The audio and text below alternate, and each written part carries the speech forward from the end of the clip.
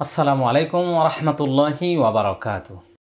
শিক্ষার্থী বন্ধুরা, আজকে আমরা এসো কোরআন শিখি বইয়ের 28 নম্বর পৃষ্ঠা থেকে ক্লাস করব ইনশাআল্লাহ। স্ক্রিনে লক্ষ্য করুন, 28 নম্বর পৃষ্ঠাতে রয়েছে কলকলার পরিচয়। আজকের এই অধ্যায়টি, আজকের এই বিষয়টি শেখার জন্য মনোযোগটা একটু বেশি লাগবে।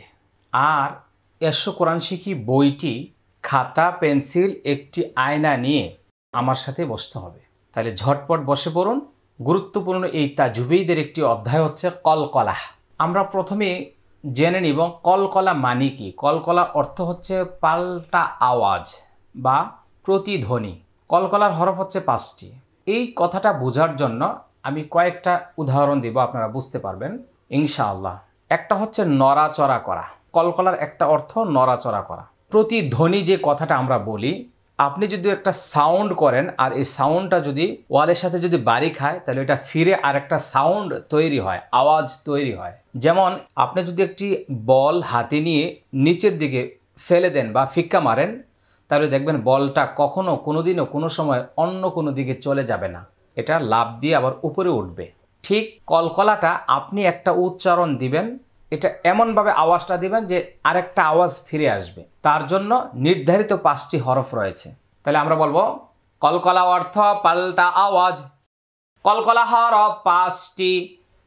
কফ ত বা জিম দাল।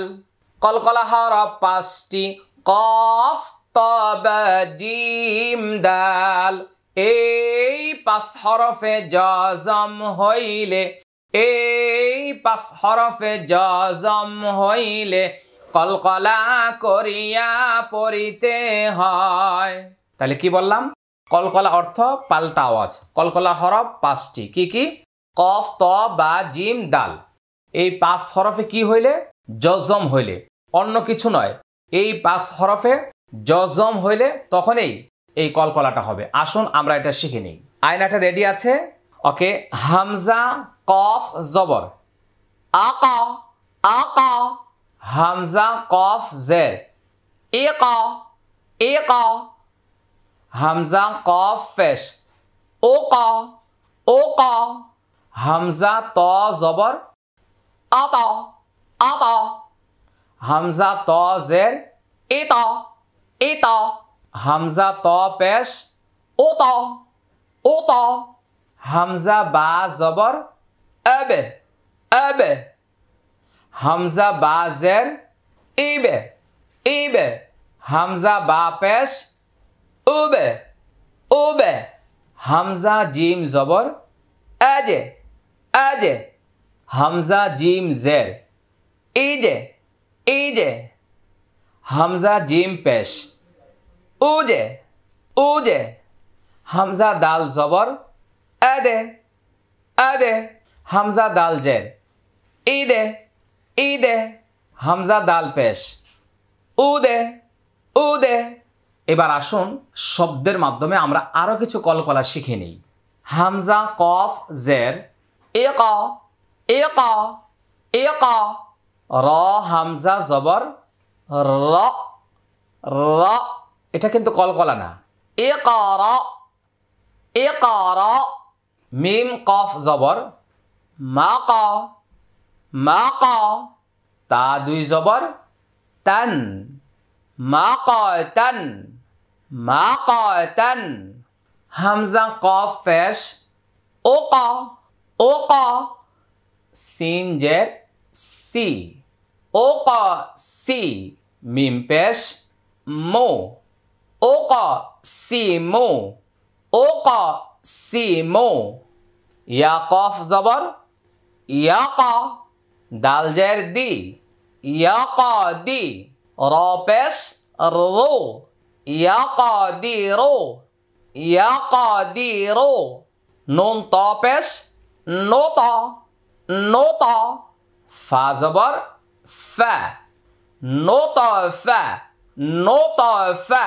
তা 2 পেশ তুন নোতা ফাতুন নোতা ফাতুন। বা ত জবর বাতা বাতা। শিন জবর শা বাতাশা বাতাশা। হামজা ত জবর আত, আইন জবর আ, আত আ, আত আ, মিম জবর মা, আত আমা, খ ত জবর খত, খত, ফা জবর ফা, খত ফা, তা দুই পেশ তুন, খত ফাতুন, খত ফাতুন, হা বা জবর হাবে, হাবে, লাম দুই পেশ লুন, হাবে লুন, হাবে লুন, কফ বা জবর কবে, কবে, লাম জবর লা, কবে লা, হা মিম পেশ হুম, কবে লা হুম, কবে লা হুম, হামজা লাম জবর আল, আল, হামজা বা জবর আবে,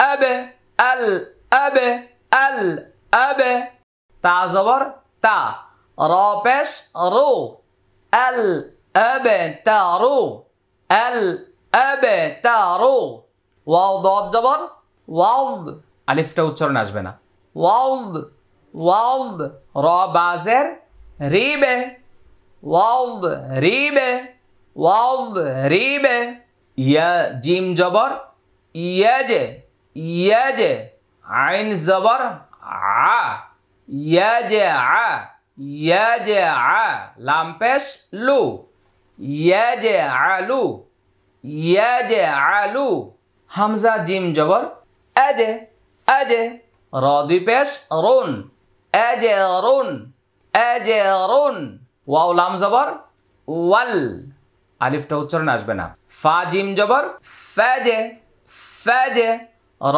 জের রি, ওয়াল ফাজরি, ওয়াল ফাজরি, জা জিম জবর জাজে, জাজে, জাজে, র দুই পেশ রুন, জাজে রুন, জাজে রুন, সদ দাল জবর সাদে, সাদে, র জবর র, সাদে র, কাফ জবর কা, সাদে রাকা, সাদে রাকা, ফা লাম জবর ফাল, ইয়া দাল জবর ইয়াদে, ইয়াদে, ফাল ইয়াদে, আইন পেশ উ, ফাল ইয়াদে উ, ফাল ইয়াদে উ, ইয়া জবর ইয়া, জিম দাল জের জিদে, ইয়া জিদে, কাফ জবর কা, ইয়া জিদে কা, ইয়া জিদে কা, ইয়া জিদে কা, কফ দাল জবর কাদে, কাদে, কাদে, হামজা ফা জবর আফ, লাম জবর লা, আফলা, হা জবর হা, আফলাহা, আফলাহা, কাদে আফলাহা, কাদে আফলাহা। শিক্ষার্থী বন্ধুরা, এখন কিছু দিক নির্দেশনা দিব, খুব মনোযোগ সহকারে শুনতে হবে। এখানে লক্ষ্য করেন, বিশেষ দ্রষ্টব্য কলকলা করার দুইটি নিয়ম। এক নম্বরে কফ ত এর আওয়াজ উপরের দিকে যাবে। আমরা এখানে লক্ষ্য করেছি কফ এবং ত এই দুইটি কলকলার মোটা হরফ, এই জন্য আওয়াজটা উপরের দিকে যাবে। কিন্তু মনে রাখতে হবে উপরের দিকে করতে গিয়ে আ ক, ক সরাসরি যেন ক না হয়, আত, আত, আ ক এরকমটা যেন না হয়, এটা আওয়াজ হবে আ ক, এইভাবে বাত, বাত এরকমটা হবে না। হ্যাঁ, খুব কেয়ারফুল এটা উচ্চারণ করার সময়। এইবার লক্ষ্য করুন, বা জিম দাল এর আওয়াজ নিচের দিকে যাবে। এই তিনটি পাতলা হরফ বা জিম দাল এই কলকলা করার সময় কিছুতেই হাবে, কবে, ইয়াজে, সদে একার হবে না, হাবে না, হাবে, ইয়াজে যে হবে না, ইয়াজে, সদে একার হবে না, সদে। এই দুইটা গাইডলাইন, দিক নির্দেশনা খুব ফলো করতে হবে, মনে রাখতে হবে, না হলে কিন্তু গুনাহ হবে, ভুল হবে। কলকলার উচ্চারণের আওয়াজ শব্দের মাঝে ছোট হবে আর শেষে একটু বেশি হবে, বড় হবে। কোথায় গেলে আপনারা পাবেন? 30 নম্বর পারার সূরা বুরুজ নামে একটা সূরা আছে, ওটার মধ্যে 22টি আয়াত আছে। এর মধ্যে 20টি আয়াতের শেষে আপনারা ওয়াকফ করলে কলকলা পাবেন। 11 নম্বর আর 22 নম্বর আয়াতের কলকলা নেই। তো একটি তথ্য আপনাদেরকে দিয়ে দিলাম শিক্ষার্থী বন্ধুরা, এইটা একটা তাজউইদ, এই তাজউইদটা গুরুত্ব সহকারে প্র্যাকটিস করবেন। আর এইটা বুঝার জন্য, জানার জন্য আমাদের যে তাজউইদ কালার কোরআন মাজিদ রয়েছে, যাতে করে আমাদের শিক্ষার্থীরা বুঝতে পারে, আমরা ওখানে একটি কালার ব্যবহার করেছি, একটি তীর চিহ্ন ব্যবহার করেছি। যেটা উপরে যাবে এই চিহ্নটা উপরে দিয়েছি, আর যেটা নিচে যাবে সেটার চিহ্নটা আমরা নিচে দিয়েছি। তার মানে আমাদের যে কোনো শিক্ষার্থীরা যখন আমাদের তাজউইদ কালার কোরআন মাজিদটা পড়বে, কলকলা চেনার ব্যাপারে, পড়ার ব্যাপারে আর কোনো চিন্তা নাই। আমরা খুব সহজ করে এটা বানানোর চেষ্টা করেছি। আমাদের একটি এসো কোরআন শিখি বই, একটি তাজউইদ কালার কোরআন মাজিদ, ভিডিও মেমোরি কার্ড। আর আজকে আপনাদেরকে আরও জানিয়ে দিচ্ছি, আপনাদের অনেকে বলছেন যে আমপারা করার জন্য, তো আমরা কোরআন মাজিদের 30 নম্বর পারাটাকে আলাদাভাবে আম্মা পারা নামে আমরা প্রিন্ট করেছি। স্ক্রিনে লক্ষ্য করুন যে এখন থেকে আমপারাটা আলাদাভাবে আপনারা সংগ্রহ করতে পারবেন ইনশাআল্লাহ। আজকের মতো আমরা এখানে শেষ করছি। আসসালামু আলাইকুম ওয়া রাহমাতুল্লাহি ওয়া বারাকাতুহু।